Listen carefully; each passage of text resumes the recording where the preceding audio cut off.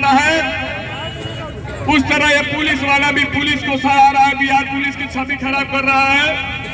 और जितने भी देश के जो देशभक्त है उसके अंदर पुलिस के प्रति एक आक्रोश पैदा कर रहा है। तो उन्होंने बोला ठीक है हम प्रयास करते हैं, कोई टाइम नहीं मिला है कि कब तक प्रयास करेंगे क्या होगा। उन्होंने बोला है जल्दी से जल्दी, हम उनको ज्यादा से आग्रह किए कि सर जितना जल्दी धरना प्रदर्शन समाप्त होगा उतना जल्दी एक जो मोतिहारी का छवि धूमिल हो रहा है, बापू धाम का छवि धूमिल हो रहा है, गांधी की कर्मभूमि में पुलिस इस तरह हिंसा करेगा तो क्या होगा, वो भी देश के जवान आर्मी के साथ। उन्होंने संवेदनशीलता से हमारी बातें सुनी है। उन्होंने पूछा है कि किस एक्ट के तहत होता है, ऐसे ही मतलब हमारा इंटरव्यू लिया, हम बोले कि सर वो आप ही जानते हैं, लेकिन हम कुछ अधिवक्ता लोग से उनके पास व्हाट्सएप करा दिए कि कौन सा एक्ट है जिसके तहत डीएम साहब संज्ञान लेके इस केस को देख सकते हैं। तो अब मेरे पीछे तेजस्वी वक्ता के रूप में आए हुए हैं देवेंद्र सिंह जी। मैं चाहूंगा कि अपने बातों से सच्चाई को बताए और उस वीडियो को बताए जिस वीडियो में एक आर्मी का जवान गाड़ी से निकलता है और निकलते ही कुछ पूछता है, उसको तबादड़ बिहार पुलिस द्वारा मारा जाता है। उसके बाद पुलिस टीम को फोन करके बुलाया जाता है, आओ ये आर्मी का जवान बता रहा है, जल्दी आओ।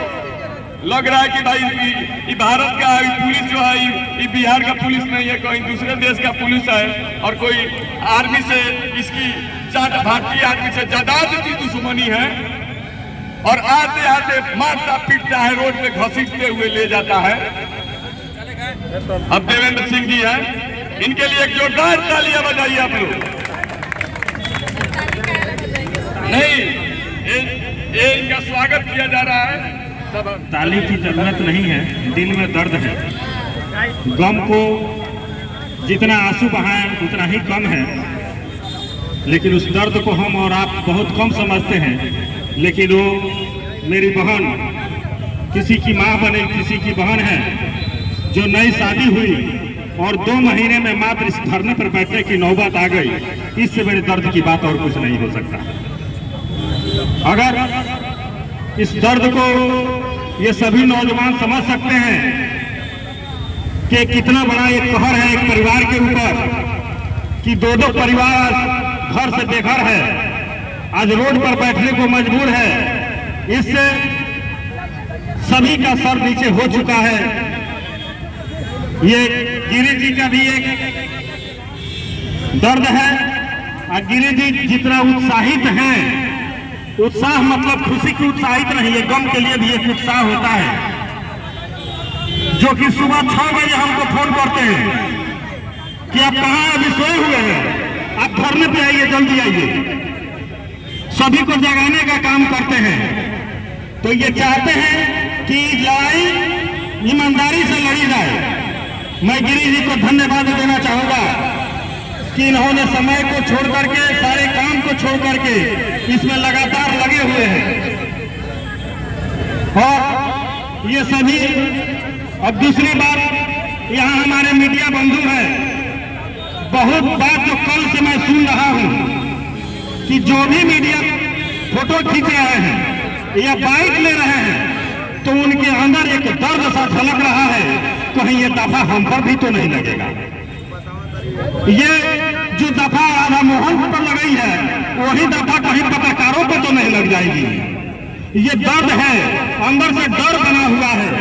तो मैं ऑल इंडिया जर्नलिस्ट फेडरेशन के बिहार के सचिव होने के नाते मैं पत्रकार बंधुओं को ये मैं आश्वस्त कराना चाहूंगा कि आप अपने आप को कमजोर मत समझिए, आप कमजोर नहीं हैं। कहते हैं कि छोटी सी चिंगारी धधकती आग बनती है, छोटी सी चिंगारी धधकती आग बनती है और टूटी हुई टहनी कभी पतवार बनती है। और रौदी हुई मिट्टी को लाचार मत समझो, यही मिट्टी एक दिन दिल्ली की कुतुब मीनार बनती है। तो ये हमारे छोटे मोटे पत्रकारों को ऐसा मत तौलिए, एक दरवाजे में मत आज सब जितना भी चैनल के लोग हैं, बहुत लोगों को मैंने नहीं देखा। आज इस अंजाम को, एक देशभक्ति को इस जगह मुकाम पर पहुंचाने के लिए एक नेशनल चैनल के अखबारों में 2 लाइन की जगह भी नहीं है। मैंने 3 दिन से लगातार पेपर पढ़ रहा है, कहीं जगह नहीं मिल रहा है कि कहीं किसी राधा मोहन की कोई खबर भी हो। लेकिन यही सोशल मीडिया, यही चैनल, यूट्यूब चैनल आज पूरे बिहार नहीं, ये भारत के कोने कोने में पहुंच गया कि महात्मा गांधी की कर्मभूमि चंपारण में ये देश के एक नौजवानों को यहाँ पे बेइज्जत कर दिया, रोड पर दौड़ा कर पीटने का काम किया है। आज मोहनदास करमचंद गांधी जहाँ भी होंगे उनका भी सर झुक गया होगा कि ये देश में क्या हो रहा है।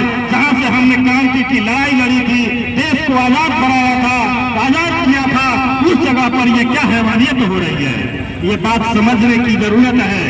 इसलिए ये जितने हैं ये सब अंग्रेज रूपी हैं, जो भी शेरा पे हमला कर रहे हैं और जो नियत रख रहे हैं कि हम पत्रकारों पर भी हमला कर देंगे, वो अंग्रेजों को मैं सचेत कर देना चाहता हूँ कि आप अंग्रेज की भूमिका में आना चाहते हो तो निश्चित तौर पर ये पत्रकार आप भगत सिंह भी बनने के लिए तैयार है। खुला चैलेंज है, आइए और मेरे पत्रकारों से एक बार भीड़ करके दिखाइए। मैं आश्वस्त करूंगा मैं पत्रकार बंधुओं को, अपनी जितनी भी ताकत हो आप लगा दिए इस सेना के लिए।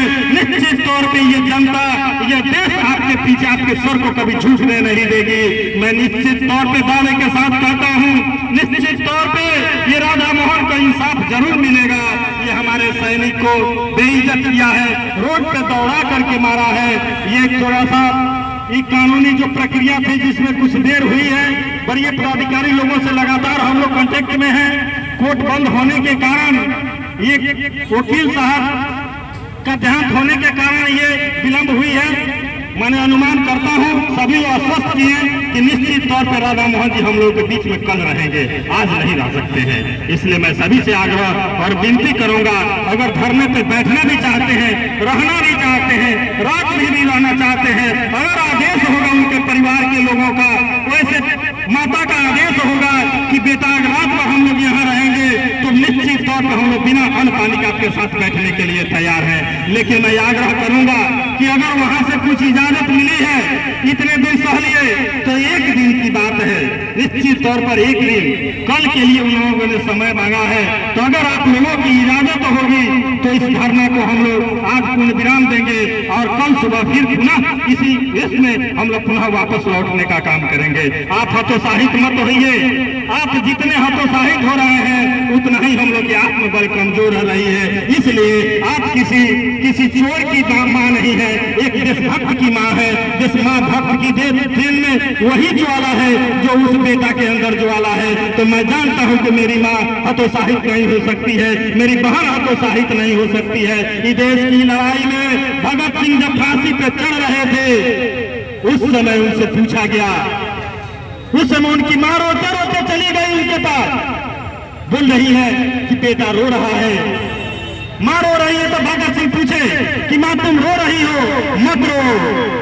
इसलिए अगर रोगी तो लोग कहेगा कि भगत सिंह की मां कायर है। इसलिए भगत सिंह का मां कभी कायर नहीं हो सकती है, उस देशभक्त का मां कभी कायर नहीं हो सकती है। जज्बा को सलाम करता हूं, आप डटे रहिए। निश्चित तौर पे हम लोग भी कदम से कदम मिला करके आपके साथ लड़ाई लड़ने के लिए तैयार हैं।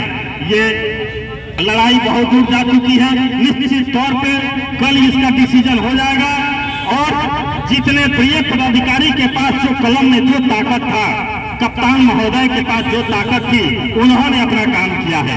बाकी काम के लिए जांच का विषय है, जांच करवाएंगे, सभी पूर्णतः उन पर और प्रोसीडिंग चलेगा और निश्चित तौर पे डिसमिस फ्रॉम सर्विस भी होंगे। ये मुझे आशा और विश्वास है कप्तान महोदय से। और यही क्योंकि अपनी वाणी को विराम देता हूँ और मैं इस सभा को संचालित कर रहे हमारे अनिकेत भाई कहाँ हैं, मैं अनिकेत जी से भी आग्रह करूंगा कि आगे की क्या रणनीति है, चाहे इसका अध्यक्षता कर रहे अध्यक्ष महोदय से आग्रह करूंगा कि आगे की क्या रणनीति है, वो आकर के दिशा निर्देश दें। मनोज भाई आप आइए और आगे क्या करना है इस पर आप अपने विचार को रखिए और आप दिशा दीजिए। अध्यक्ष महोदय के दिशा में ही हम लोग आगे कदम करेंगे। या तो सभा संचालित होगा, नहीं तो समाप्त होगा और फिर कल के लिए होगी।